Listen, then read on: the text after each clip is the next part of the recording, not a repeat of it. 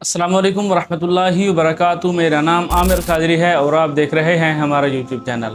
سب سے پہلے کریم آقا علیہ الصلوۃ والسلام کی ذات مقدسہ پر درود پاک کا نذرانہ پیش کر لیتے ہیں۔ اللہم صلی وسلم وبارک علی سیدنا و مولانا محمد معدن الجود والکرم وعلی آلہ وصحبہ وبارک وسلم۔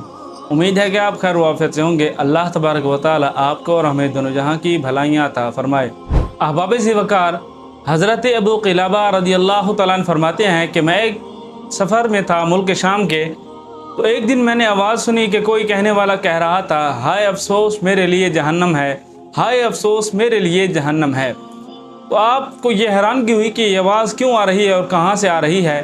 تو جس طرف سے آواز آ رہی تھی آپ اس طرف چل پڑے، تو آپ نے وہاں ایک حیران کر دینے والا واقعہ دیکھا کہ ایک شخص وہاں پڑا ہوا ہے، اس کے دونوں ہاتھ بھی نہیں ہیں، دونوں پاؤں بھی نہیں ہیں، آنکھوں سے بھی اندھا ہے اور منہ کے بل اوندھا پڑا ہوا ہے، اور کہہ رہا ہے ہائے افسوس میرے لیے جہنم ہے، ہائے افسوس میرے لیے جہنم ہے۔ تو حضرت ابو قلابہ رضی اللہ تعالیٰ نے فرمایا کہ اے انسان، تیرا یہ حال کیسے ہو گیا ہے اور یہ تو یقین کے ساتھ کیسے کہہ رہا ہے کہ تیرے لیے جہنم ہے، تیرے لیے جہنم ہے؟ تو اس بے حال شخص نے جواب دیا کہ میرا حال نہ پوچھو کہ میرے ساتھ یہ کیوں ہوا، کہ میں ان بدبختوں میں سے ہوں کہ جنہوں نے مسلمانوں کے تیسرے خلیفہ حضرت سیدنا عثمان غنی رضی اللہ تعالیٰ عنہ کے مکان عالی شان کا محاصرہ کیا، اور جب ہم آپ رضی اللہ تعالیٰ عنہ کو معاذ اللہ شہید کرنے کے لیے آپ کے گھر داخل ہوئے، تو میں تلوار لے کر جب آپ کے قریب پہنچا تو آپ کی زوج محترمہ مجھے ڈانٹنے لگی۔ جب میں نے ان کی ڈانٹ سنی تو مجھے غصہ آیا، تو میں نے معاذ اللہ بی بی جی کو تھپڑ دے مارا۔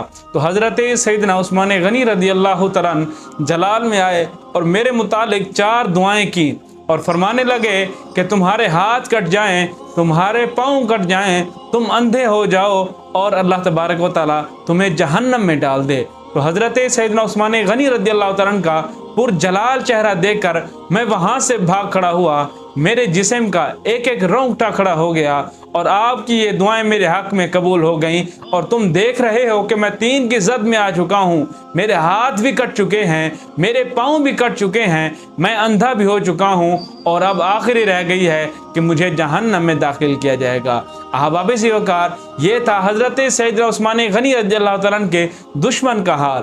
آج ہم دیکھیں کہ ہمارے معاشرے کے اندر خلیفہ ثالث حضرت سیدنا عثمان غنی رضی اللہ تعالیٰ عنہ کے متعلق کیا کیا بکواسات کی جاتی ہیں، تو وہ جو بکواسات کرتے ہیں ان کو سوچنا چاہیے کہ ان کا انجام کیا ہوگا، ان کی برتناک موت کیسی ہوگی۔ تو جو لوگ اس طرح کی باتیں کرتے ہیں تو خدا را اپنے آپ کو ان سے محفوظ کیجئے، ان کی صحبت سے، ان کی مجلس سے اپنے آپ کو دور کیجئے۔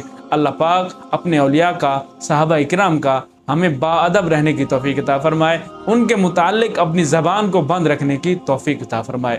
احباب ذی وقار، اپنے دنیاوی کاموں کے ساتھ ساتھ اپنی نمازوں کو فوقیت دیا کریں، ان کو ان کے اوقات میں ادا کیا کریں۔ اللہ پاک عمل کی توفیق عطا فرمائے۔ السلام علیکم ورحمۃ اللہ وبرکاتہ۔